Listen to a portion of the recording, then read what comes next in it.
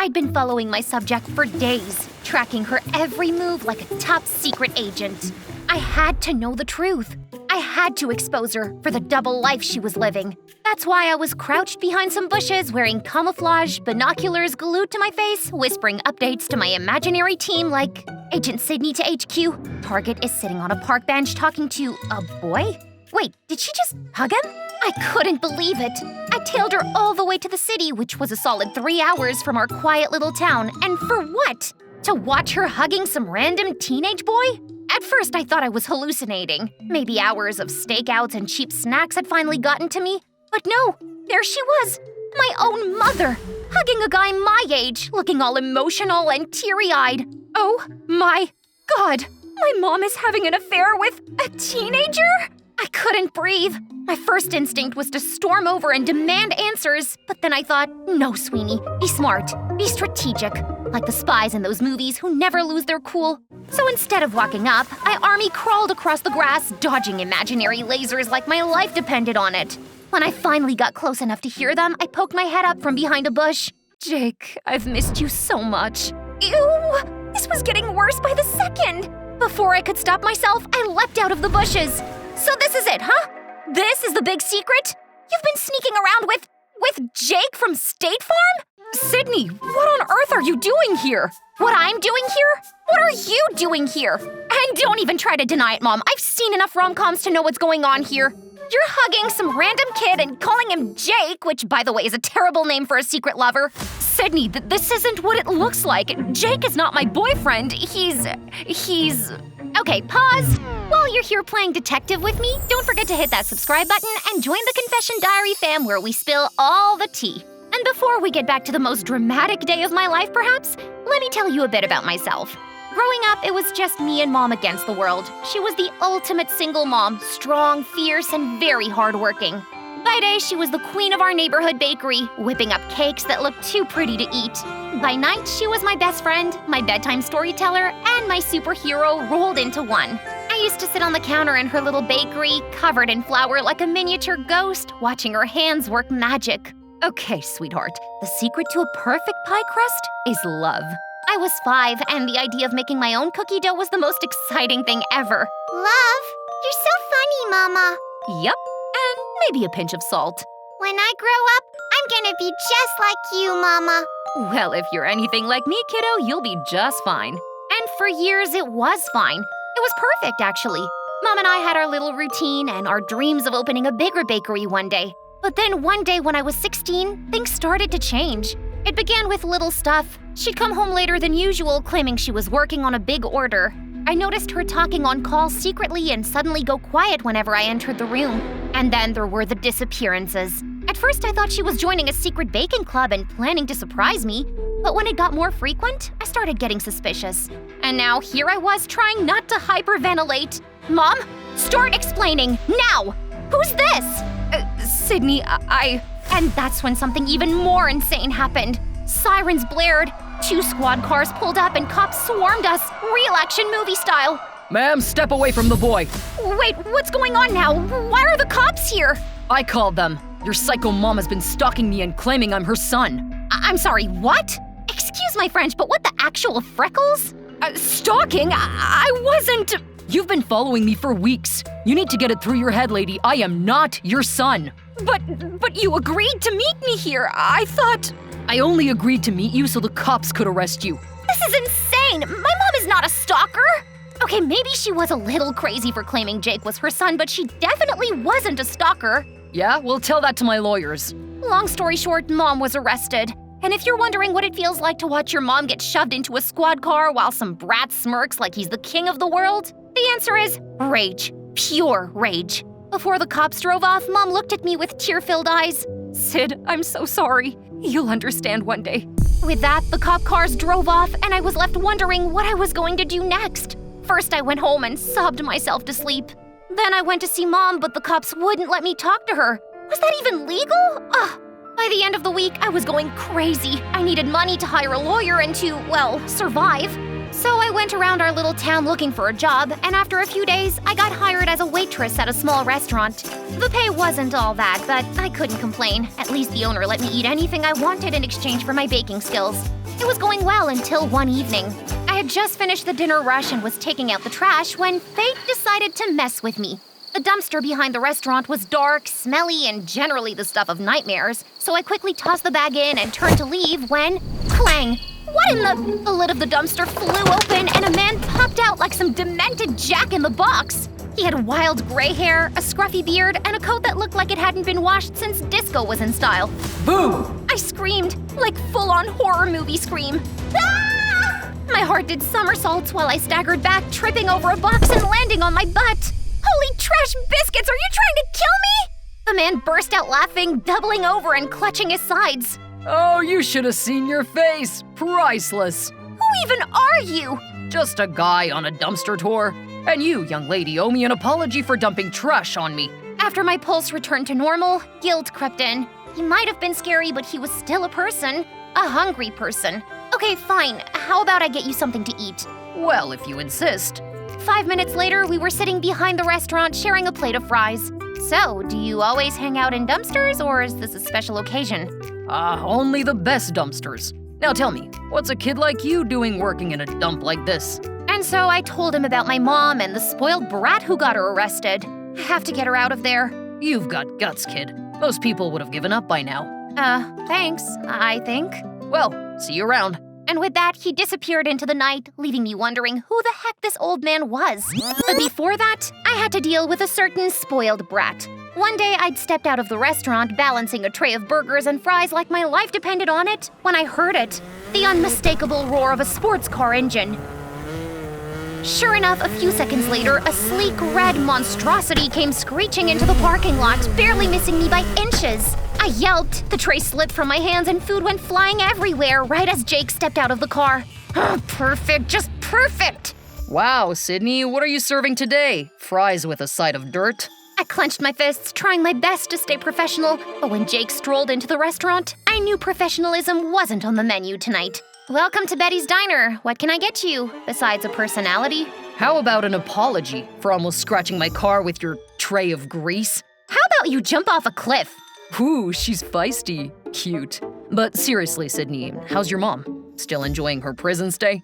That was it. My blood boiled over. Before I knew it, my hand shot out, grabbed Jake's perfectly coiffed head, and slammed it face first into the nearest cake on the counter. Before I could blink, my manager stormed over, red-faced. Sydney, what the heck just happened here? Sorry, I guess I'm fired. I'll see myself out. But before I could storm off, Jake held up a hand. No, it's fine. The cake is so delicious. I'm impressed. In fact, I want to hire you.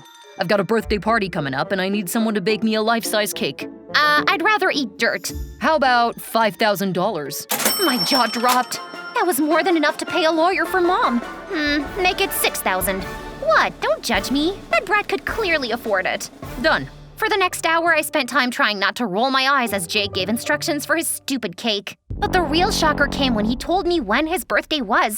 Wait, your birthday's the same as mine. Yeah, and people share birthdays all the time. Doesn't mean anything. But I couldn't help but feel like there was more to it than that. After all, according to Jake, my mom had claimed that he was her son, right? Could Jake be my twin brother? If yes, why had Mom left him? But as I stared at his smug face, I realized there was no way I was related to him. No fudging way. There had to be another explanation. Meanwhile, remember the old man? Well, he kept coming around, and every day I shared my lunch with him while we read tabloids on the latest Jake-related drama.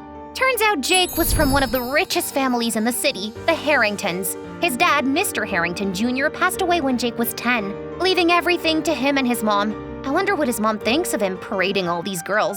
He's just a reflection of where he comes from. Those Harringtons are something else. Wait, you know them? Don't mind me, just an old man rambling. So, this cake you're baking for him, got any secret revenge ingredients? I narrowed my eyes at him. He was definitely hiding something, but I let it go, for now. Over the next few days, Jake turned cake making into my personal nightmare. He'd come every day to check on the cake. Make sure the cake is covered in edible gold flakes. Edible gold? Are you planning to eat it or frame it? And don't forget the tiny handcrafted sugar sculptures of me. I want them on every tier. Sure thing, Your Royal Highness.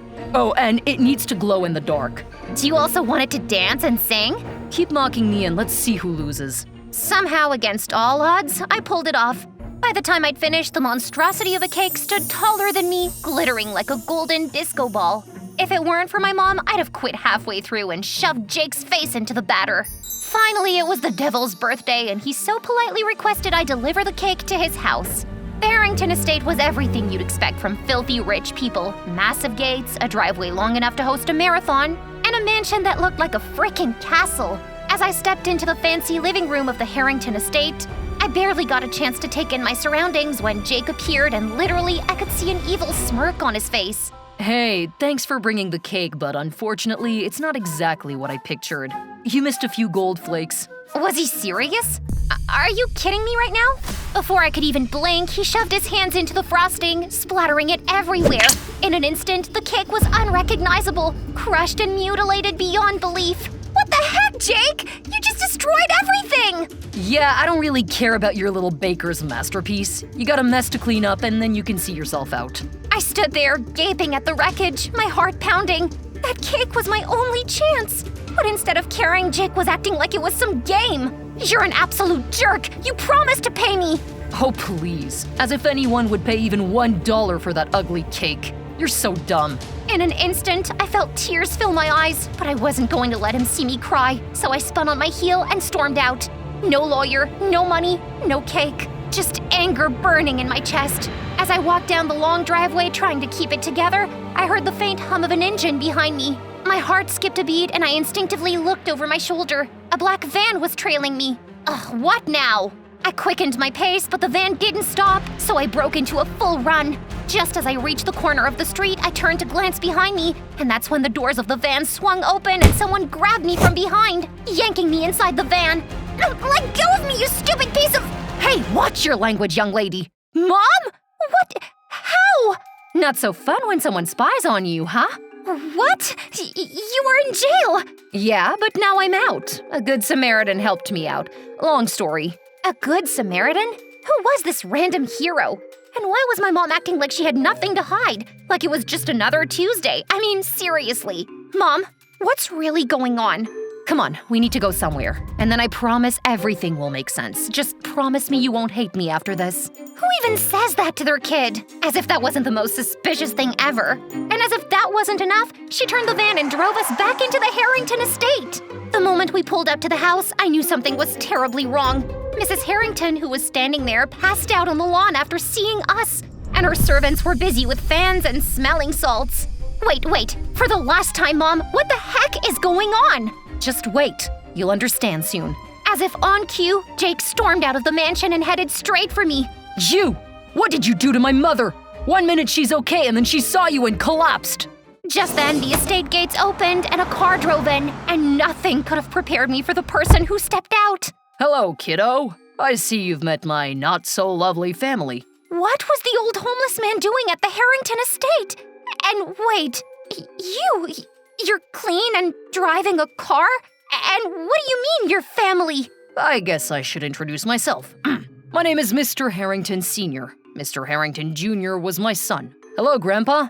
I was just telling these people to leave. They're upsetting Mom. Oh, for Pete's sake, Agatha. Get up from that lawn before I turn on the sprinklers. And the next moment, Mrs. Harrington got up like she hadn't been completely passed out just a few seconds ago. And I totally would have laughed if I wasn't too busy trying to piece everything together. So, just so we're all on the same page, you're Mr. Harrington, Jake's grandpa, but you've been pretending to be a homeless man just to hang out with me?